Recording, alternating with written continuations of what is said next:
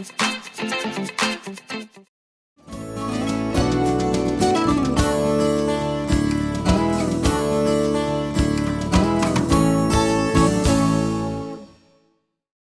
it going, guys? It's been a while, and hopefully everybody here is having a great day. I want to talk about one very important piece of, I would say, history that has happened in the last couple of months. The common notion about security tokens specifically, and a little bit about what it really means when Warren Buffett a couple of months ago had mentioned that cryptocurrencies are like rat poison squared. It kind of got me thinking, because at that time when everybody was talking about Warren Buffett's statement along with Charlie Munger's, it was really clear that people just pretty much went ahead and bashed the old man for saying that cryptocurrencies are like rat poison. And the idea about this was not to, I don't think he meant it in such a way where people were saying, oh, look, he is definitely against crypto. I think it was the matter of the actual idea of speculation versus investing. And so people tend to throw those two words around a lot, saying, I invest, or I speculate. Nobody really likes to use speculation, but I think there is definitely a very large degree of speculation in any financial market when we do have those booms and busts. And so looking at the rationale for why he said that was pretty clear.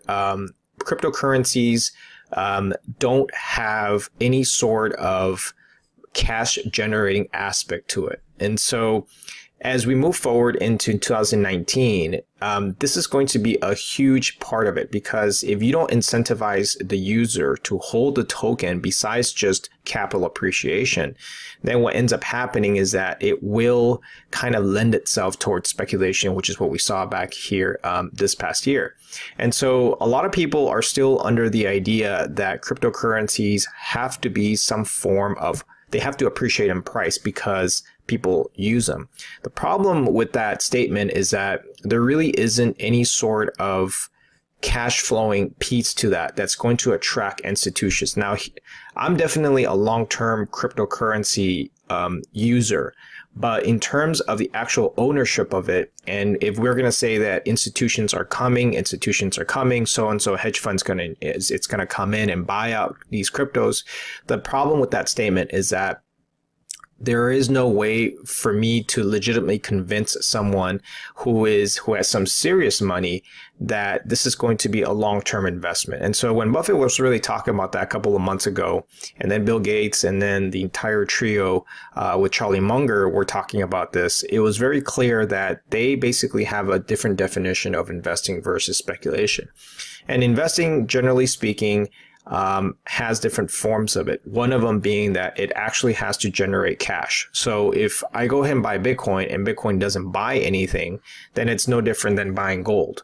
Now, personally, gold has its place. I do think that there is a certain section of the market that is for gold, because obviously you want to hedge against inflation in case that the fiat system goes the other way, like we saw in Venezuela, like we're seeing it in different countries. However, when you're looking at specifically long-term investing, gold actually is a pretty poor use of fighting off inflation. If you actually track back at the numbers a little bit, you can find that gold hasn't really caught up with hedging against inflation that much. So if you actually think about that in that perspective, then Bitcoin has really a couple of things going for them. One of them being a replacement for gold, or the second being that it actually has some sort of utility, which eventually will drive that demand. However, the problem here is this idea of income generation, right? So it kind of gets down to the crux of the whole problem, is that if you take a look at Bitcoin's rise from when it first started till now, obviously there is some inherent value in it. And so I'm not going to say that Bitcoin has no value, because it does. The problem is that if you want to convince other people who are more from the traditional financial world, and everybody's cheering and asking for an ETF, and they're asking for institutional support, you do have to make a case for it. It does actually have to beat equities in some way. And so anyway, the point I'm trying to make here is that it gets really, really tricky when you get down to looking at security tokens, because security tokens, I think, will solve that problem.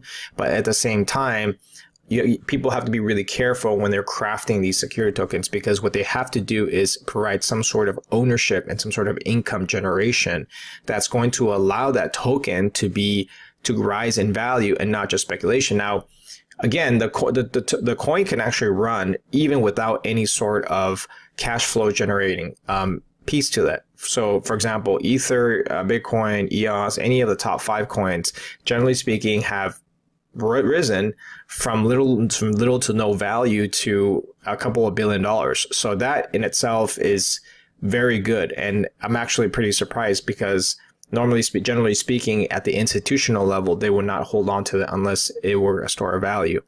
So the point with this video is this: it's a couple of things. It's number one, if cryptocurrency is to become adopted at the mainstream level for all pension funds, for all institutions, for everybody, it actually has to have some sort of income generating component to it. Now, Binance is the only coin I can think of right now that actually has some sort of revenue share.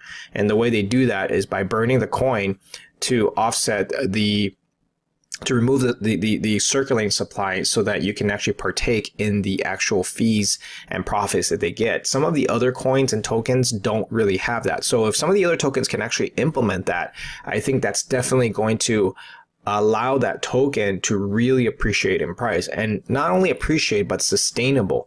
And so I do hope that in the next couple of months, as this crypto market begins to evolve and change, that these projects are going to begin to start adopting some of these similar patterns. And if that's the case, and we definitely will get that move higher, which I'm definitely waiting and excited to partake in. All right, guys. Well, hopefully you enjoyed this video. I'll see you guys in a bit.